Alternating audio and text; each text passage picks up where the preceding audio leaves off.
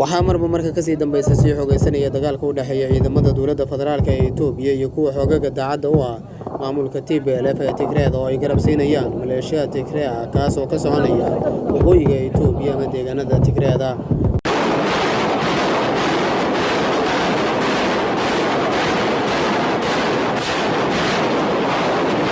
walaal saar aragtidaada ka dhiibo oo sheer garee muuqaalkan si uu u gaaro saaxiibo badan like-na waa inoo muhiim mahadsanidin badan. tani markii dagaalkan isbuucii labaad socda bilowday waxay ciidamada Itoobiya la wareegeen garoonka diyaaradaha Humera ee deegaanka Tigreed iyo 4 magaalo oo dansha ay ka mid tahay. sidoo kalena waxaa lagu soo waramayaa in ciidamada Itoobiya ay guud ahaanba gacanta ku dhigeen magaalada Humera oo dhacda waqooyi galbeed dalka Itoobiya isla markaana xuduud dhow la leh dalalka Suudaan iyo Eritrea. dagaalkan toddobaadkii labaad ka soconaya Itoobiya lagana cabsi qabo in dagaal sokeeyo oo Itoobiya ka soo kaban weysa ay gasho ayaa waxaa ku dhintay boqolaal qof oo isugu jiraan shacabka lagu dul dagaalamayo ciidamada dowladda federaalk ee Itoobiya iyo xoogaga daacadda u ah Tigreed ee TPLF. sidoo kale dagaalka oo la sheegay inuu ku fiday deegaano iyo degmooyin badan oo ka tirsan maamulka Tigreed ayaa waxaa lagu soo waramayaa inay ku dhaawacmeen in ka badan 1,000 ruux sida ay sheegeen kooxaha caafimaadka.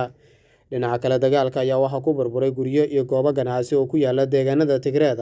sidoo kalena ciidamada Itoobiya ayaa si maalinle ah duqeyn ula eegtaan xoogaga TPLF ee Tigreed waxaana xusid mudan in xoogaga Tigreed ay soo rideen diyaarad dagaal oo ciidamada dowladda federaalk ee Itoobiya lahaayeen.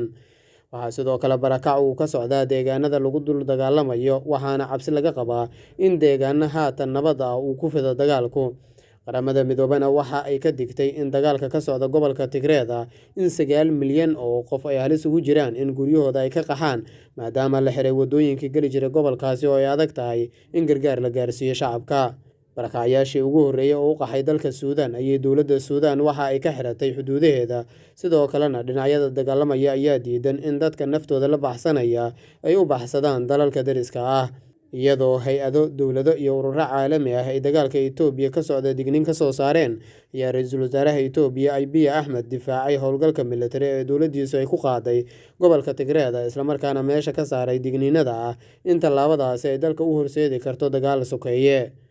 Abiy Ahmed waxa uu sidoo kale walaac ah in Itoobiya ay ka dhici karaan dagaalo sokeeye ku tilmaamay kuwo aan sal iyo raad toona lahayn. welina waxaa go'an isgaarsiinta iyo qadkan internetka lamana oga xaalka Itoobiya halka uu ku dambeyn doono iyadoo khubarada iyo hay-ado caalami ah ay sheegeen in haddii Itoobiya sidan ku sii socoto in marxaladii Soomaaliya ay gashay mid ka xun ay wajihi karto.